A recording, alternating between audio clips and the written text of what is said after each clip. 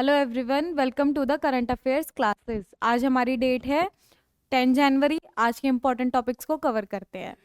First topic है हमारा PM Samman Nidhi scheme. PM किसान सम्मान निधि स्कीम, ठीक है। किसान के सम्मान के लिए क्या है, प्राइम मिनिस्टर नरेंद्र मोदी ने एक स्कीम लॉन्च की है। और ये स्कीम कब लॉन्च की गई थी? 24 फरवरी 2019 को इसका लॉन्चिंग हो चुकी है, ठीक है। लेकिन न्यूज़ में बार बार रेफरेंस देखने को मिलता है। पीएम किसान क्या है, एक सेंट्रल सेक्टर स्कीम्स है। स्कीम के भी टू टाइप्स पढ़े थे, एक होती है सेंट्रल सेक्टर स्कीम और एक होती है centrally sponsored scheme. Sponsored scheme में क्या है, शेयर्स का डिवीजन होता है, फंड्स का डिवीजन होता है between centre states union territories के, जैसे 90:10 ये 60:40।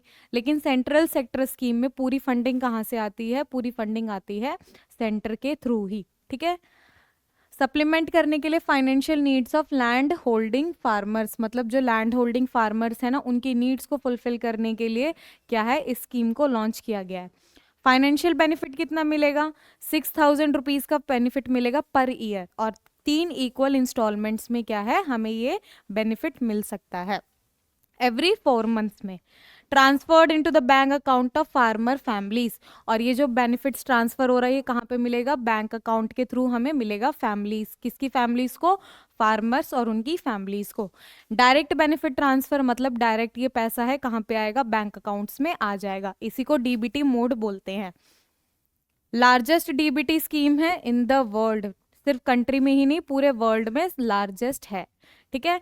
नेक्स्ट जो टॉपिक हमारा न्यूज में है वो है फ्लैमिंगोज फेस्टिवल 2025। अब जैसे ठंड मौसम शुरू हो गया है, विंटर सीजन स्टार्ट हो गया है ना, तो कई बार क्या है, इंडिया में बहुत सारी माइग्रेटरी स्पीशीज, माइग्रेटरी बर्ड्स का क्या है, हमें आने को देखने को मिलती है।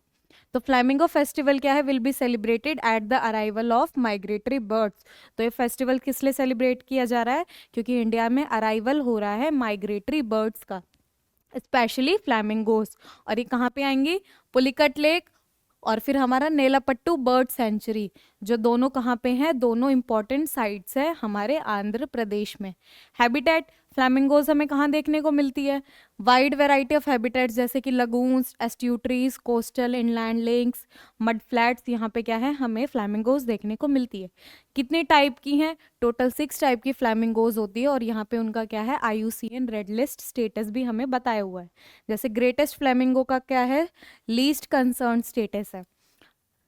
चाइलियन फ्लैमिंगो का near threatened, American flamingo least concerned, lesser flamingo near threatened, Andean flamingo vulnerable, James flamingo जिसका दूसरा नेम क्या है, पूना फ्लैमिंगो, ये कैसी है, नियर थ्रेटेंड है। इंडिया में स्टेटस देख लेते हैं। इंडिया में जो एक ग्रेटर फ्लैमिंगो है ना, ये कहाँ पे माइग्रेट है, माइग्रेट करती है इंडिया में, और कहाँ से आती है? इजराइल, अफगानिस्तान, पाकिस्तान के एरिया से आती है। और ग्रेटर फ्लैमिंगो क्या है? स्टेट बर्ड है गुजरात की। मतलब हर स्टेट क्या है, अपने नेशनल सिंबल्स को प्रमोट करने के लिए कुछ नेशनल एनिमल नाम रख देता है, कुछ नेशनल बर्ड्स को क्या है, अपना स्टेट सिंबल चूज करता है। तो गुजरात ने अपने स्टेट बर्ड का सिंबल किसको दिया है? फ्लेमिंगोज को दिया हुआ है। प्रवासी भारतीय दिवस, प्रवासी भारतीय दिवस का 18th एडिशन है। वो कब से कब सेलिब्रेट होगा? 8 से 10 जनवरी के बीच में। और कहाँ पे? भुवनेश्वर, उड़ीसा में। प्रवासी भारतीय दिवस मतलब वो पर्सन्स जो इंडियन ओरिजिन के हैं, लेकिन कहाँ पे, जिनकी रूट्स इंडिया में है लेकिन वो रहते कहाँ हैं? इंडिया से बाहर, अब्रॉड रहते हैं। तो उनको उनकी रूट्स के कनेक्टेड फील करवाने के लिए, अपने कल्चर, अपनी आइडेंटिटी से कनेक्टेड फील करवाने के लिए, हम लोग ये डे सेलिब्रेट करते हैं। फ्लैगशिप इवेंट है, और कौन सी मिनिस्ट्री के अंडर आता है? Ministry of external affairs. वो मिनिस्ट्री जो क्या करती है, एक्सटर्नल रिलेशंस को क्या करती है? कंट्रोल करती है। कौन है मिनिस्टर हमारे एक्सटर्नल अफेयर्स मिनिस्ट्री के? कमेंट करके बताना। हिस्ट्री, बाय एनुअल सेलिब्रेशन है, जनवरी 9 को सेलिब्रेट होता है। और इन 1915, इसी दिन क्या है, 1915 को महात्मा गांधी अपने साउथ अफ्रीका से इंडिया रिटर्न होके आए थे, और इंडिया में उन्होंने अपनी फ्रीडम स्ट्रगल में लीडिंग रोल प्ले किया था। साउथ अफ्रीका प्रैक्टिस के लिए गए थे ना, लॉ की पढ़ाई की हुई थी उन्होंने, और अपने एक क्लाइंट के साथ वो क्या थे, साउथ अफ्रीका गए थे। लेकिन वहाँ के लोगों के, वहाँ के वर्कर्स के जो वो एक्सप्लॉयटेशन फेस कर रहे हैं, इसी वजह से वो क्या थे, वहाँ रुक गए और अपनी जितनी भी प्रैक्टिसेस थी, अपनी जितनी भी आइडियोलॉजीज थी वहाँ पे क्या है, साउथ अफ्रीका में गांधी जी ने उन सभी को क्या किया, शेप किया। ठीक है।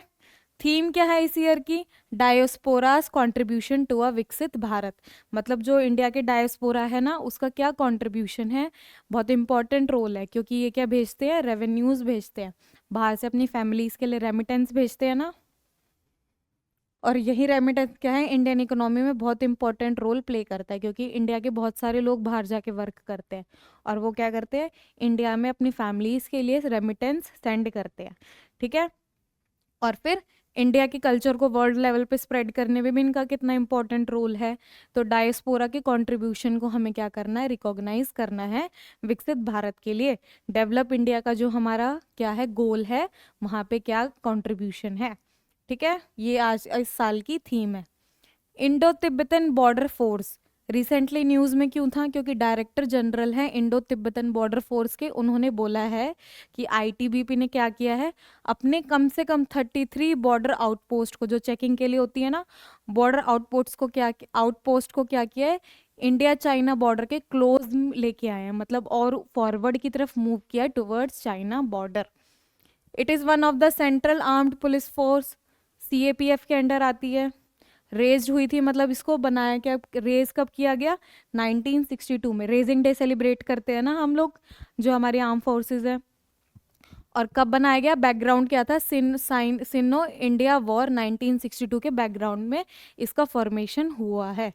डिप्लॉयमेंट किया गया था जहाँ पे ट्रूप्स को, इंडिया बॉर्डर पे, जो India China Tibet autonomous region के नियर बाय है। तो दोनों के बीच में जो रीजन्स है, जहाँ पे ऑटोनोमस रीजन्स था, रीजन को लेके वॉर हो रही थी, लड़ाई हो रही थी ना, तो वहाँ पे डिप्लॉयमेंट करने के लिए इस फोर्स को रेस किया गया था। मोटो क्या है, शौर्य, दृढ़त, कर्म, निष्ठा, valour, determination, devotion to duty, motto है आईटीबीपी का। हेडेड बाय डायरेक्टर जनरल, एक डायरेक्टर जनरल क्या है, हेड होता है, जिसकी शॉर्ट फॉर्म डीजी है। और किसके अंडर आता है, मिनिस्ट्री ऑफ होम अफेयर्स के अंदर।